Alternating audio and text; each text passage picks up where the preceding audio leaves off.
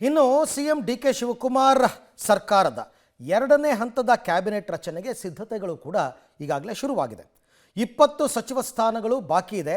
40ಕ್ಕೂ ಹೆಚ್ಚು ಜನ ಲಾಬಿ ಮಾಡ್ತಾ ಇದ್ದಾರೆ. ಮೊದಲ ಹಂತದಲ್ಲಿ ಹಿರಿತನ ಜಾತಿ ಲೆಕ್ಕಾಚಾರದಲ್ಲಿ ಬ್ಯಾಲೆನ್ಸ್ ಸಂಪುಟ ಮಾಡಿದ್ದ ಹೈಕಮಾಂಡ್ ಎರಡನೇ ಹಂತದಲ್ಲಿ ಏನು ಮಾಡುತ್ತೆ ಅನ್ನೋ ಕುತೂಹಲ ಈಗ ಎಲ್ರಿಗೂ ಕೂಡ ದಟ್ಟವಾಗಿದೆ. ಈ ಮಧ್ಯೆ ಡಿ.ಕೆ. ಸಂಪುಟ ಸೇರೋದಕ್ಕೆ ನಾನಾ ಜನ ನಾನಾ ರೀತಿ ಕಸರತ್ತನ್ನು ಮುಂದುವರಿಸಿದ್ದಾರೆ.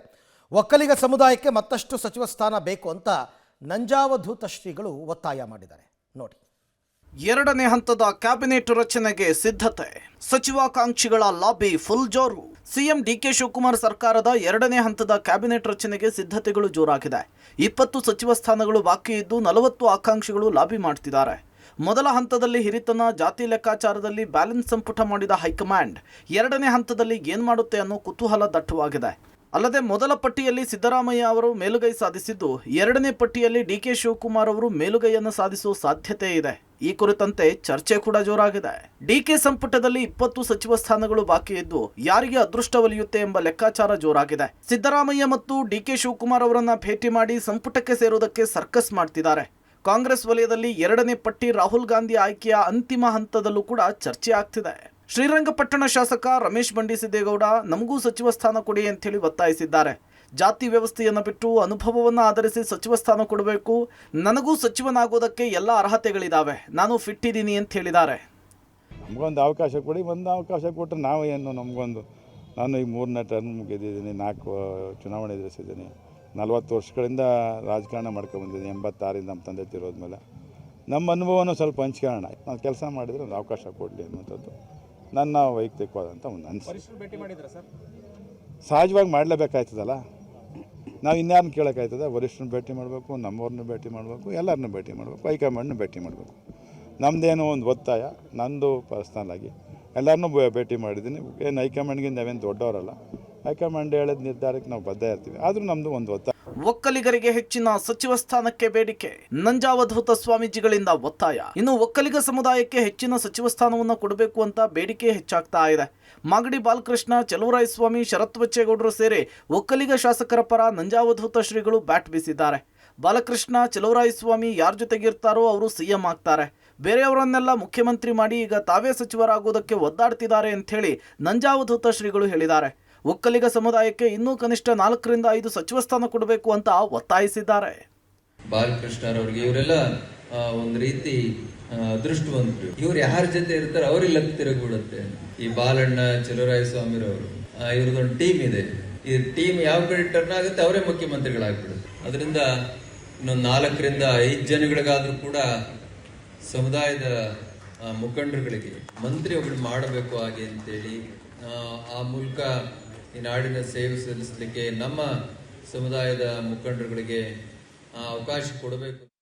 ನಮ್ಗಳ ಮೇಲೆ ಪ್ರೀತಿಯಿಂದ ಹೇಳಿದ್ದಾರೆ. ನಂಜಾವಧೂತ ಸ್ವಾಮೀಜಿಯವರು ನಮ್ಮ ಸಮಾಜದ ಒಂದು ಕಾರ್ಯಕ್ರಮ ಇತ್ತು ನೆನ್ನೆ. ಆ ಕಾರ್ಯಕ್ರಮದಲ್ಲಿ ಹೇಳಿದ್ರು, ಇದೊಂಥರ ಅವ್ರ ಹೇಳಿಕೆಗೂ ಮತ್ತು ಈ ಆಗಿರ್ತಕ್ಕಂಥ ಸನ್ನಿವೇಶಕ್ಕೂ ಕಾಕತಾಳೀಯ ಅಷ್ಟೇ.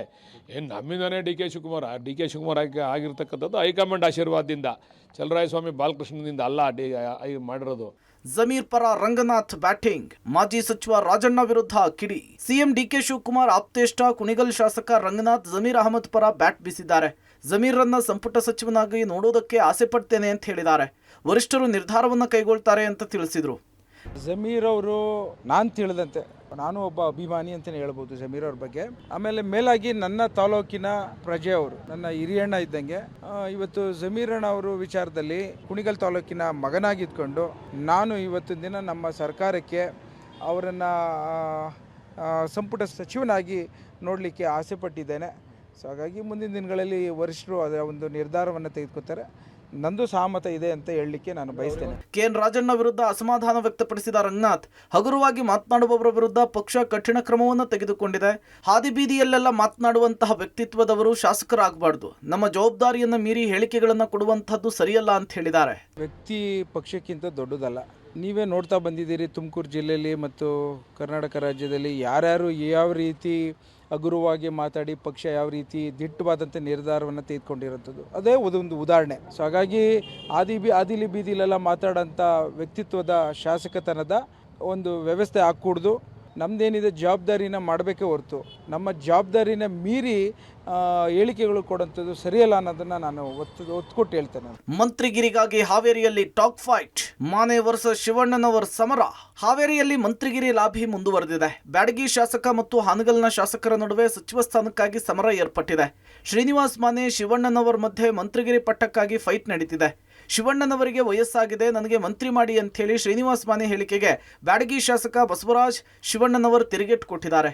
ಶ್ರೀನಿವಾಸ್ ಮಾನೆ ಬುದ್ಧಿವಂತ, ಜಾಣ, ಮೇಧಾವಿ, ಅಂಥವರಿಗೆ ಸಚಿವ ಸ್ಥಾನ ಕೊಡ್ಲಿ, ನಾವು ದಡ್ಡರು ಅಂಥೇಳಿ ವ್ಯಂಗ್ಯವಾಗಿ ಮಾನೆಯನ್ನು ಕುಟುಕಿದ್ದಾರೆ. ಕುರುಬ ಸಮಾಜದಲ್ಲಿ ನನಗೆ ಅಥವಾ ಹಿಟ್ನಾಳ್ಗೆ ಸಚಿವ ಸ್ಥಾನ ಕೊಟ್ಟರೆ ಸಂತೋಷ ಅಂತ ಹೇಳಿದ್ದಾರೆ.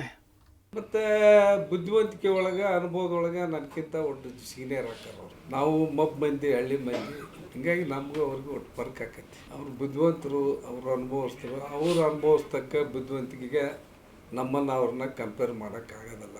ಆಯ್ತು, ನಾನೇನು ಅವ್ಗೇನು ಕೊಡೋಗೊತ್ತಾಗ ಅವೇನು ಆಗ್ಬೇಡ ಅಂತೇಳಿ ನಾವು 3 ಮಂದಿ ಅದಾವೆ. ನನಗೆ ಕೊಟ್ಟರು ಸಂತೋಷ, ರುದ್ರಪ್ಪ ಲಮಾಣಿಗೆ ಕೊಟ್ಟರು ಸಂತೋಷ, ಶ್ರೀನಿವಾಸ್ ಮಾನೆ ಕೊಟ್ಟರು ಸಂತೋಷ, ಜಿಲ್ಲಾಕ್ಕೊಬ್ರಿಗೆ ಯಾರಿಗಾರ ಕೊಡ್ಲಿಪ್ಪ ಅಂತ ನಮ್ಮದು ಒತ್ತಡ ಅಷ್ಟೆ. ಶಿವಣ್ಣವ್ರು ಯಾರು ಅಂತಕ್ಕಂಥದ್ದು ಪಕ್ಷಕ್ಕೂ ಕೂಡ ಗೊತ್ತೈತಿ. DK ಶಿವಕುಮಾರ್ ಅವರ ಸಂಪುಟದಲ್ಲಿ ಹಾವೇರಿಯ ಶಾಸಕರು ಕೂಡ ಮಂತ್ರಿಗಾಗಿ ಭಾಳಷ್ಟು ಲಾಬಿಯನ್ನು ನಡೆಸ್ತಾ ಇದ್ದಾರೆ. ಅದರಲ್ಲೂ ಹಿರಿಯ ಶಾಸಕರಾದಂತಹ ಬಸವರಾಜ ಶಿವಣ್ಣವರು ಮತ್ತು ಮಾನೆ ಅವರು ಕೂಡ ಭಾಳಷ್ಟು ಲಾಬಿಯನ್ನು ನಡೆಸ್ತಿದ್ದಾರೆ. ಅದರಲ್ಲಿ ಶಿವಣ್ಣವರಿಗೆ ಹಿರಿಯರಿದ್ದಾರೆ, ವಯಸ್ಸಿನ ಕಾರಣವನ್ನು ಹೇಳಿ ನನಗೆ ಸಚಿವ ಸ್ಥಾನ ಕೊಡಿ ಅನ್ನೋ ಮಾತನ್ನು ಶ್ರೀನಿವಾಸ್ ಮಾನೆ ಅವರು ಹೇಳಿದ್ದಾರೆ ಅನ್ನೋ ಆರೋಪವನ್ನು ಶಿವಣ್ಣವರು ಮಾಡಿದ್ದಾರೆ. ಒಟ್ಟಿನಲ್ಲಿ ಈಗ ಶಿವಣ್ಣವರು ಮತ್ತು ಮಾನೆ ಅವರ ನಡುವೆ ಟಾಕ್ ಫೈಟ್ ಜೋರಾಗಿ ನಡೆದಿದ್ದು, ಹೈಕಮಾಂಡ್ ಮತ್ತು ಮುಖ್ಯಮಂತ್ರಿ ಅವರು ಯಾರಿಗೆ ಮಣೆ ಹಾಕಿ ಸಚಿವ ಸ್ಥಾನವನ್ನು ನೀಡುತ್ತೆ ಅನ್ನೋದನ್ನು ಕಾದು ನೋಡಬೇಕಾಗಿದೆ. ಒಟ್ನಲ್ಲಿ ಹೈಕಮಾಂಡ್ ಯಾರಿಗೆ 2ನೇ ಹಂತದಲ್ಲಿ ವರವನ್ನ ಕೊಡುತ್ತೆ ಅನ್ನೋದನ್ನ ಕಾದು ನೋಡಬೇಕಿದೆ. Political bureau, public TV.